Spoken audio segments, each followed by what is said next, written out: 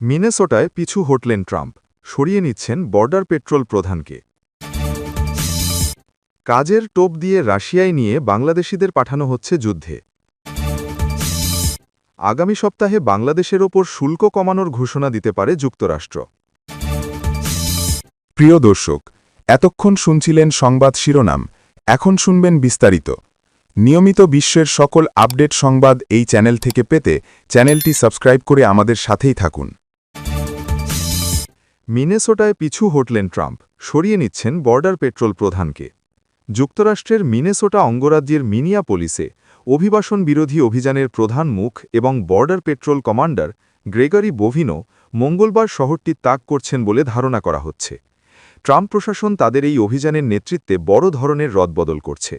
মূলত ফেডারেল কর্মকর্তাদের হাতে দ্বিতীয়বারের মতো একজন সাধারণ নাগরিক নিহত হওয়ার পর সেখানে বাহিনীর উপস্থিতি কমিয়ে আনা হচ্ছে।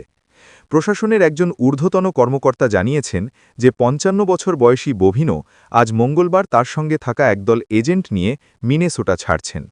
ডেমোক্র্যাট নেতা ও মানবাধিকার কর্মীরা দীর্ঘদিন ধরেই বোভিনোর সমালোচনা করছিলেন। অন্য একটি সূত্র জানিয়েছে বোভিনোর জন্য বিশেষভাবে তৈরি কমান্ডার অ্যাট লার্জ পদ থেকে সরিয়ে দেওয়া হয়েছে। তিনি এখন ক্যালিফোর্নিয়ায় যুক্তরাষ্ট্র মেক্সিকো সীমান্তে তার আগের পুরনো চাকরিতে অর্থাৎ প্রধান পেট্রোল এজেন্টে ফিরে যাবেন। প্রেসিডেন্ট ডোনাল্ড ট্রাম্প গতকাল সোমবার ঘোষণা করেছেন তিনি তার বর্ডার জার টম হোম্যানকে মিনেসোটায় পাঠাচ্ছেন। সেখানে চলমান অপারেশন মেট্রো সার্জ নামের এই অভিযানের তদারক করবেন হোম্যান। তিনি সরাসরি প্রেসিডেন্টের কাছে রিপোর্ট করবেন। ৩৭ বছর বয়সী আইসিইউ নার্স অ্যালেক্স প্রেটিকে গুলি করে হত্যার পর হোয়াইট হাউস তাদের কৌশলে এই পরিবর্তন আনল। ট্রাম্প সোমবার মিনেসোটার গভর্নর টিম ওয়াল্টস এবং মেয়র জেকব ফ্রের সঙ্গে ফোনে কথা বলেছেন। এর আগে এই দুই ডেমোক্র্যাট নেতাকেই ট্রাম্প রাজ্যে বিশৃঙ্খলার জন্য দায়ী করেছিলেন। তবে এখন তিনি কিছুটা নরম সুরে কথা বলছেন। বোভিনোর পদাবনতির খবরটি প্রথম জানায় দ্য আটলান্টিক।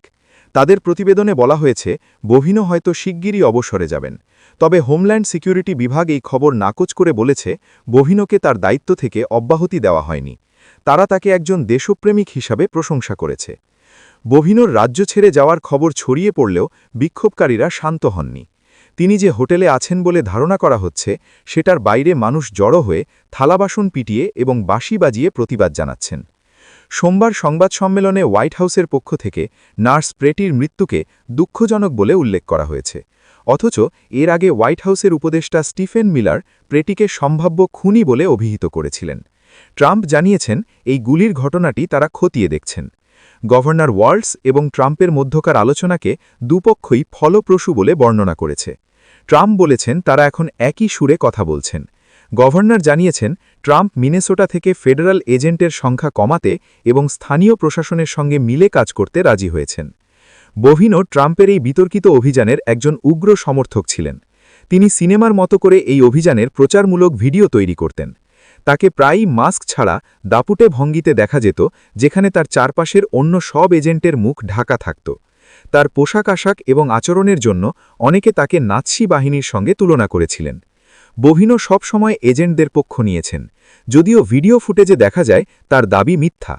গত সপ্তাহান্তে নিহত প্রেটির বিষয়ে তিনি বলেছিলেন প্রেটি বড় ধরনের কোনো হামলা করতে চেয়েছিলেন। তবে ভিডিওতে দেখা যায় প্রেটির হাতে কোনো অস্ত্র ছিল না, বরং ছিল একটি মুঠোফোন। এমনকি গত বছরও আদালতকে মিথ্যা তথ্য দেওয়ার কারণে একজন ফেডারেল বিচারক বোভিনোকে কড়া ভাষায় তিরস্কার করেছিলেন। কাজের টোপ দিয়ে রাশিয়ায় নিয়ে বাংলাদেশিদের পাঠানো হচ্ছে যুদ্ধে।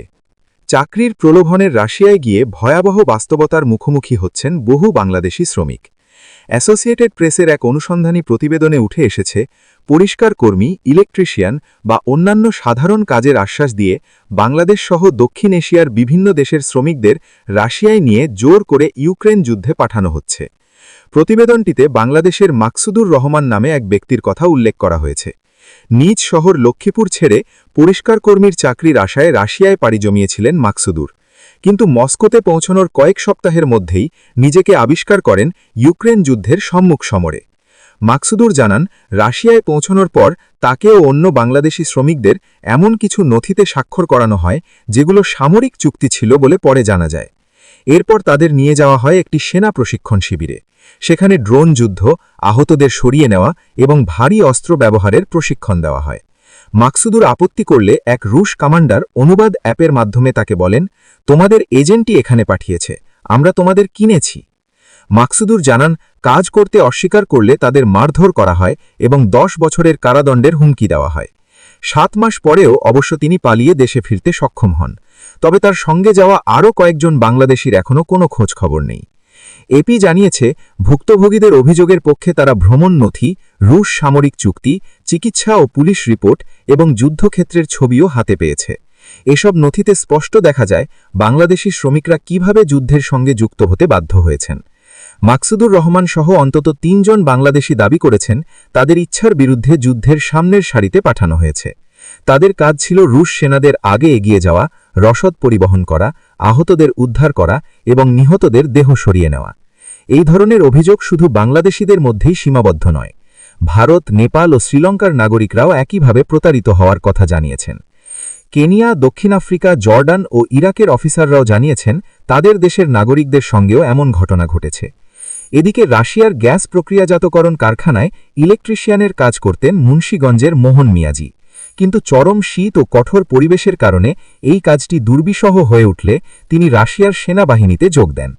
এক রুশ সেনা নিয়োগকারী মোহনকে আশ্বাস দিয়েছিলেন, যুদ্ধ নয়, তাকে ইলেকট্রনিক বা ড্রোন ইউনিটে নেওয়া হবে। কিন্তু ইউক্রেনের আভিদিয়াকা শহরের এক সামরিক ক্যাম্পে পৌঁছে তিনি প্রতারিত হওয়ার বিষয়টি বুঝতে পারেন। মোহনের অভিযোগ, আদেশ অমান্য করলেই তাকে শাবল দিয়ে পেটানো, হাতকড়া পরানো এবং ভূগর্ভস্থ কোঠরিতে নির্যাতন করা হতো। এমনকি ভাষাগত সমস্যার কারণেও ভুল হলে মারধরের শিকার হতে হয়েছে তাকে।